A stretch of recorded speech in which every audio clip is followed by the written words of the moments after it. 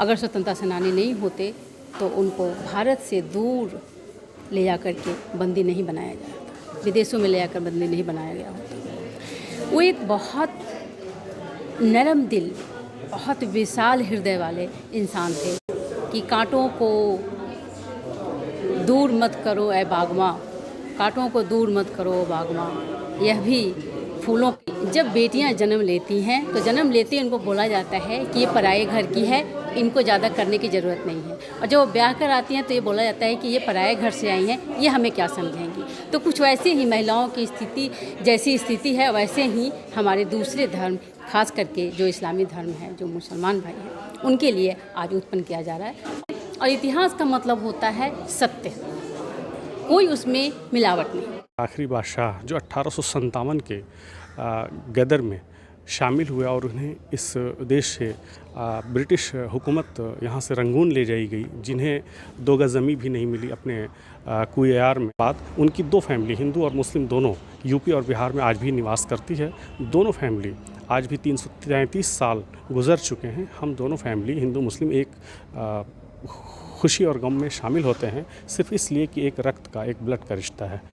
कि आज तक ऐसी शख्सियत को क्यों नज़रअंदाज किया गया, जबकि इन्हें शहीद का दर्जा देना चाहिए था। ये इस श्रद्धांजलि में मुझे पहली बार आने का मौका मिला और थैंक्स बोलने का भी मौका मिला। मैं ये कहना चाहूँगी कि ये बहुत ज़रूरी है, निहायत ज़रूरी है। हम अपने पूर्वजों को जानें, उनके बलिदान को जानें। बहादुर शाह ज़फ़र को सिर्फ़ एक शासक के रूप में जानते हैं, जबकि वो एक स्वतंत्रता सेनानी भी थे।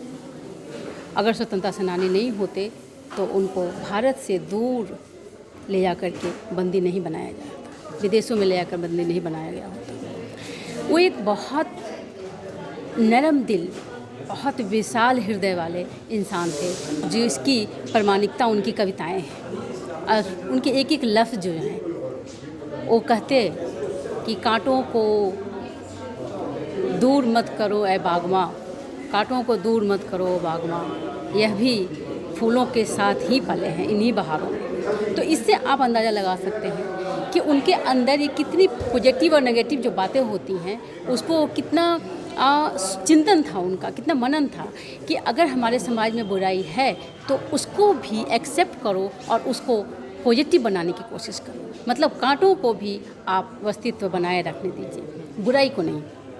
अगर कांटा है तभी फूल का महत्व है। तो इस तरीके से मैं चूँकि बच्चों के साथ काम करती हूँ, मुझे पता है, मेरी उत्क्रांति क्षमता एक छोटी सी संस्था है, हम कुछ महिलाएं मिलकर के उसको करते हैं।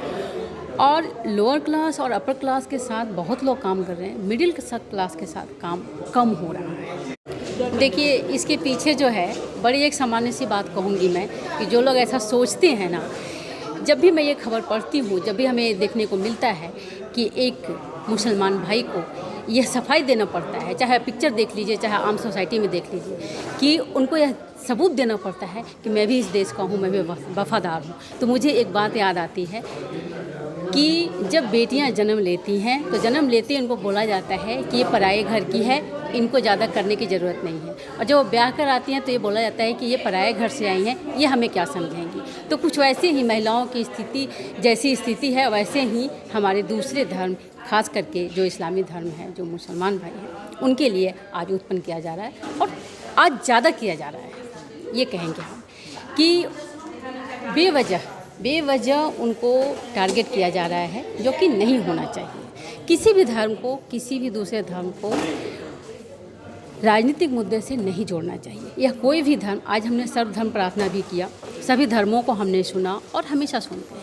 कोई भी धर्म यह नहीं कहता कि दूसरा धर्म खराब है, और कोई भी इंसान यह नहीं कह सकता, ये हमारे भारत के संविधान है कि जो व्यक्ति यहाँ के संविधान में वह है, उसको वह सारे अधिकार मिल रहे हैं, तो उसको कोई नहीं कह सकता कि वह इस देश का नहीं है।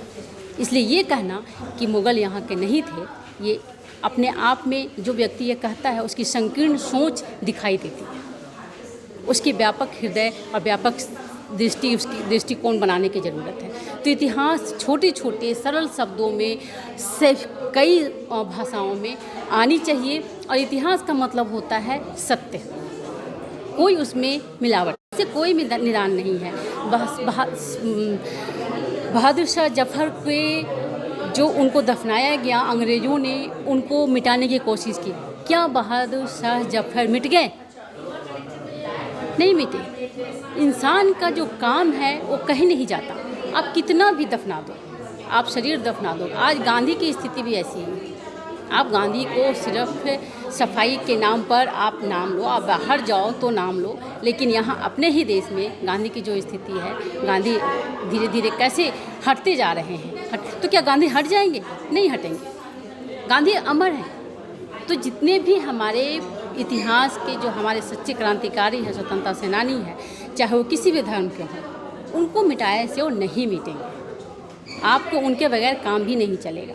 बुद्ध के बिना और गांधी के बिना आपको काम नहीं चलेगा, और बहादुर शाह जफ़र के बिना भी आपका काम नहीं चलेगा। बहादुर शाह जफ़र वो इंसान है जो अपने देश के लिए, अपने देशवासियों के लिए अंतिम समय तक प्रार्थनाएं, इसलिए इतनाएं झेली जिनको खाने तक को मुश्किल हो रही थी और उन्हें नहीं मिल रहा था। क्या इस दर्द को आप भूल सकते हैं? क्या भगत सिंह को आप भूल सकते हैं?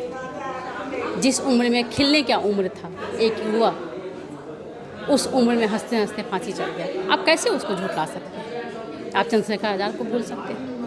आप किस किस को भुलाएंगे? आप लक्ष्मीबाई को भुला देंगे? तो इस तरह से जो नाम बदल रहे हैं, सड़कों के नाम बदल रहे हैं, उससे कुछ नहीं होना है। ये सिर्फ पैसों की बर्बादी है और समय की बर्बादी है, और जनता को, देशवासियों को बेवकूफ़ बनाने की बात है। मेरा नाम रीता कुमारी धर्मरीत। मैं Kunwar Mohammad Naseem Raza Khan, curator Al Deendar Shamshi museum and research centre, district Ghazipur, Uttar Pradesh. देखिए, आज का प्रोग्राम बहुत ही शानदार रहा, और कहीं न कहीं आज के प्रोग्राम को, जैसा कि बहादुर शाह ज़फ़र की खैराज़ अक़ीदत 159वीं बरसी मनाई गई, ये बहुत ही अच्छा लगा, और ये हर साल होना चाहिए, क्योंकि आखिरी ताजदार, आखिरी सुल्तान और आखिरी बादशाह जो 1857 के गदर में शामिल हुए और उन्हें इस देश से ब्रिटिश हुकूमत यहाँ से रंगून ले जाई गई, जिन्हें 2 गज़ ज़मीं भी नहीं मिली अपने कुएयार में, जैसा कि उनका शेर व शायरी भी है। मैं बस इतना ही कहना चाहूँगा आज की पीढ़ियों से कि अपनी तवारीख़ को, अपने तारीख़ को बचा के रखें, हिफाजत करें, बल्कि पब्लिश भी करें, छापे भी, उसे बाँटें भी, और उस पे काम करें, रिसर्च करें। जैसा कि मैं भी अपने मुख्तसर से मैं बताना चाहता हूँ कि मैं गाज़ीपुर के दिलदार नगर में, जो दिलदार नगर हमारे पूर्वजों के ज़रिए बसाई गई है, जो कुंवर नवल सिंह उर्फ मोहम्मद दीनदार खां, जिनके भाई ख्वाजा दानिश खां हुआ करते थे, जो औरंगज़ेब, आप बहादुर शाह ज़फ़र के ही ऊपर शहंशाह औरंगज़ेब ने उनको अपना बेटा बनाया था और उन्हें एक जागीरदारी परगना ज़मानिया की अता की थी। उसके बाद से ये सिलसिला शुरू हुआ, और वो दीनदार खां, जिन्होंने दिलदार नगर को बसाया था, वो कुंवर नवल सिंह हुआ करते थे। उसके बाद उनकी 2 फैमिली, हिंदू और मुस्लिम दोनों, यूपी और बिहार में आज भी निवास करती है। दोनों फैमिली आज भी 333 साल गुज़र चुके हैं। हम दोनों फैमिली, हिंदू मुस्लिम, एक खुशी और गम में शामिल होते हैं, सिर्फ़ इसलिए कि एक रक्त का, एक ब्लड का रिश्ता है, सिर्फ़ इसलिए शामिल होते हैं। साथ ही हमने उनके ऊपर किताब भी लिखी, जिसमें सैकड़ों मुगलिया फ़रामीन दस्तावेज़ात जो हम लोगों के कलेक्शन में था, जो अपने मोरिसों से मिले थे, उसके फ़ारसी में हिंदी तर्जुमे करा के हमने उसको पब्लिश किया है।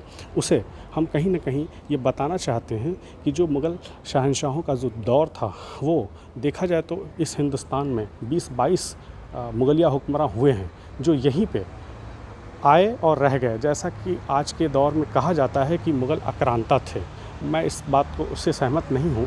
ठीक है, आक्रांता थे, वो आए, लेकिन जब लूट के चले गए होते तो आक्रांता मैं मानता, उनको डाकू भी मान लेता, लेकिन वो आए और यहीं दफन हो गए, यहीं रह गए। यहाँ के रेवेन्यू कलेक्शन को उन्होंने बहुत सी इमारतें बनाई, लोगों के डेवलपमेंट की बात की, सबको किया, और कहीं न कहीं उनको याद करने की ज़रूरत है। इसी कड़ी में आज जो बहादुर शाह ज़फ़र साहब की जो खैराज़ अक़ीदत पेश की गई, इसमें बहुत सारे लोग इसमें हिंदुस्तान लेवल से आए थे। मैं भी कहीं न कहीं 800 किलोमीटर की दूरी तय करके सिर्फ़ इनकी मोहब्बत में मैं आज हाज़िर हुआ। कहीं न कहीं आज के नौजवान पीढ़ियों को और देश के लोगों को बहादुर शाह ज़फ़र जैसी शख्सियत को मानना चाहिए और जानना चाहिए और उनके बारे में पढ़ना चाहिए। मैं सिर्फ़ एक रिक्वेस्ट और एक मांग करता हूं अपने भारत सरकार से कि आज तक ऐसी शख्सियत को क्यों नज़रअंदाज किया गया, जबकि इन्हें शहीद का दर्जा देना चाहिए था। ये एक शहीद नहीं है तो और क्या हैं कि जिन्होंने अपने आखिरी मरहले में 87 साल की एज में रंगून में जैसे वो कैदी की ज़िंदगी गुजारते हुए दफन कर दिए गए, उन्हें मिटा दिया गया और कहीं न कहीं उन्हें वापस नहीं लाया जा रहा है। तो इस हिंदुस्तान की हुकूमत को चाहिए कि अपने ऐसी अजीम शख्सियत को कम से कम शहीद का दर्जा देकर एक सम्मान दे। मैं ऐसी मांग करता हूँ।